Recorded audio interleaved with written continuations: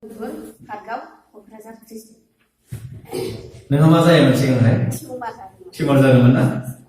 आङो 4 बोसोरानो जानोमोन आङो टिउमारजों थैनाया। आङो गोबावसोमोन बादिदोंमोन आरो टिउमारा।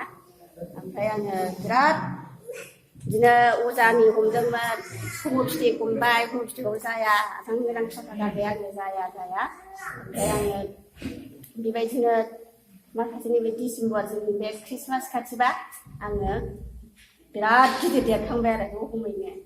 ओमफ्राय ना देरखांनानै क'क्राझाराव थांबाय, क'क्राझाराव थांबा एखे दहमैनो बारा जादों आरो आङो। गिदिरा गिदिरबो जाबोखादों, ओमफ्राय मोननो नागिरबाय आरो गाव बेबायदि जाबाय। ओमफ्राय दाना ओमफ्राय आङो क'क्राझाराव थांबा डाक्टारा नायबाय, नायनानै सानथामनि फुं बेलासि राननायनि बिजि हरबाय आरो मुलि हरबाय। बेखौ जाबाबो सागाया, खिन्थु थानो हाला आरो आं उदैबो मन'नो हाला, रायलायनोबो हाला, गाबलाबायनानै सेस आरो उदैल' गलाबायसै। ओमफ्राय दाना बे सानथामनि बिजि सुजाबाबो आंनि माबाया सेमाबो सागायाबो। ओमफ्राय दाना आरो उनाव ट्रिटमेन्ट खालामनो होननानै थांफिनबा हाला, गुवाहाटियाव लांदो होननानै 3 लाखनि रिपर्ट माबा लिरबाय आरो। दाना जोंनाथ' जेबो गैखाया, गारि गंसेल' दङ।